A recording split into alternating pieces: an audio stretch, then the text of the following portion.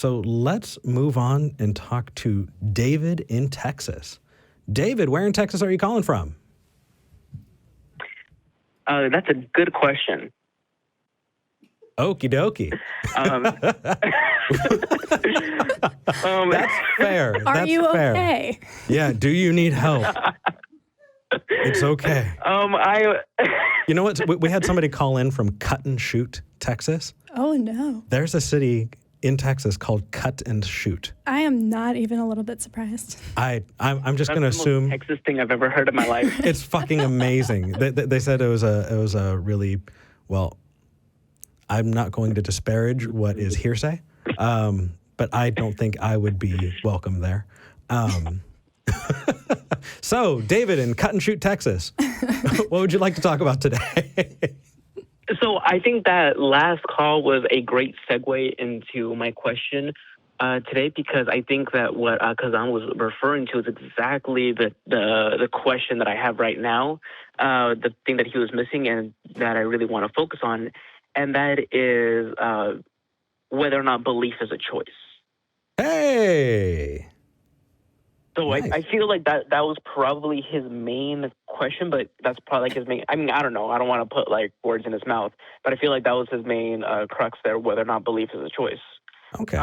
It says here in our notes that you are a religious caller. Is that correct? Yeah, I've called a few times before. I haven't called in a while. My dad doesn't like me calling. Okay. That's why I always use David.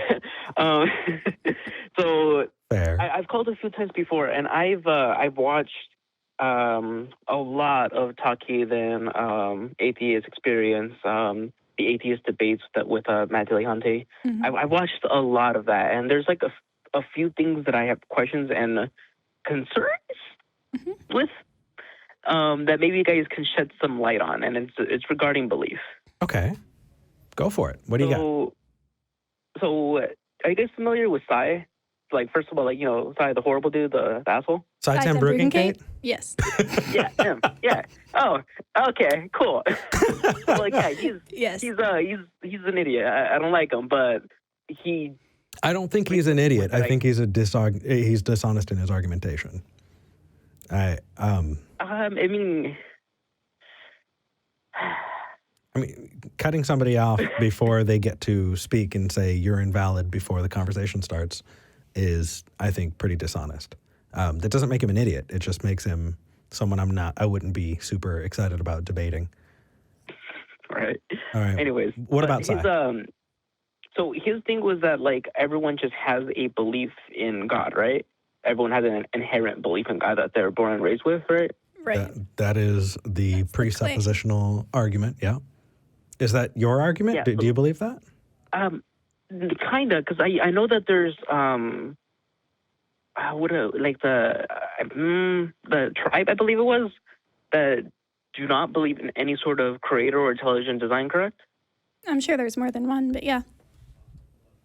Well, I thought there was just one, because that's the one that I heard it on one of the calls that one of you, I don't know who brought it up, but someone brought it up, so I did a little bit of research into that.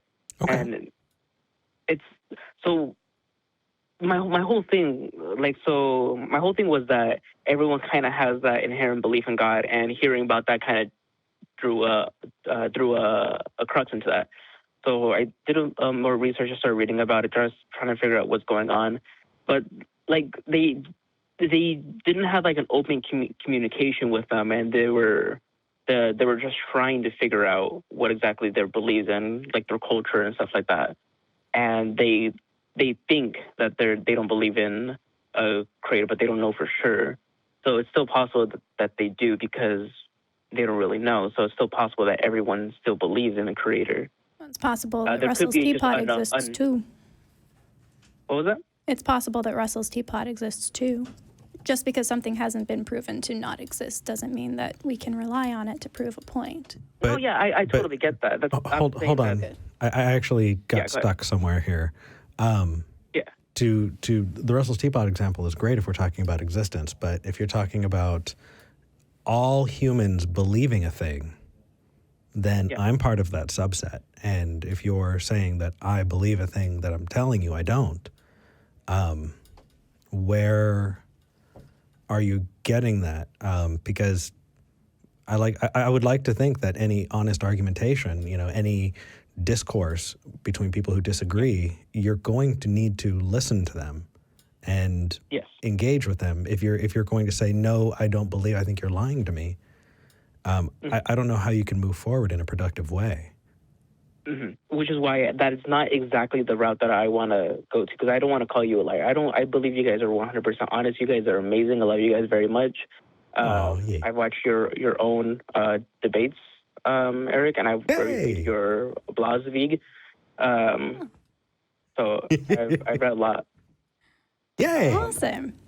So where are we going then? If we're not taking the side Timbergen route? So that's the part that I did have questions about. Like, as I just said, I've done so much research on this, as much as I can, and I've talked to a lot of people about this. And the one thing that I feel like everyone has that, I would say, inherent belief in a God, and that belief in God can go away as you kind of like refuse to accept it, So like, and the main reason why I believe that is because, I mean, I know all the epistemology, I know all the fallacies, and I know all of that. I've done so much research, a lot into it. Yeah, I still believe in a God, and I just don't know why. And it feels like that people have that inherent belief, but some people just let that go. It sounds Does that like makes sense. It sounds like, and correct me if I'm wrong, it sounds like you're taking your personal experience and projecting it on everyone. Yeah, somewhat, and that's what the question that I was having right now. Okay. So I understand the what is it called? The fallacy from personal experience, right? Well, Is that what it's called? just when you're talking about personal experience, and you're trying to use that as evidence in a deductive way, you can only really get inductive reasoning using personal experience. Yeah, That's and I know I'm not just doing it. Sorry to interrupt you there. Yeah, no, go ahead. And I know I'm not just doing it from personal experience, but everyone that I have personally spoken to, and from all the societies that I have seen so far, all of them have believed in some sort of creators thus far. And the ones that don't is because we just don't have like open communication where we can really study their culture. So we don't know for sure. Okay. Does that make sense? Yeah. I mean, here's a question. Let's say, let's just suppose every person has a culture. Every person alive on the planet has a culture that posits a deity. Does that make the existence of that deity more likely to be true? I mean, wouldn't it? If everyone believes it. No. I mean, okay, so I know that if everyone believes something, that does not make it true. Right. But doesn't it bring merit to it that every single society has the same belief? It depends on the evidence. Doesn't it bring more? So the idea that early cultures used, magical thinking and storytelling to explain things that they didn't understand is why we got, gods of thunder and lightning, and we got stories that explain the seasons and the stars in the sky and all of that. It's because they told themselves those stories. Those stories aren't true. It's just the way that they explained things to themselves. Now, the more we learn about the world around us, the more we see, okay, these are natural phenomena and they're explainable this way. But just because people told themselves these stories, that's not good evidence. Yeah, we haven't had the time or really the space on the planet to, as yet, create a brand new society from scratch with all of the scientific knowledge we have about how the universe was created. All the societies that we know now came into being before this was common knowledge, right? And we're learning as we go.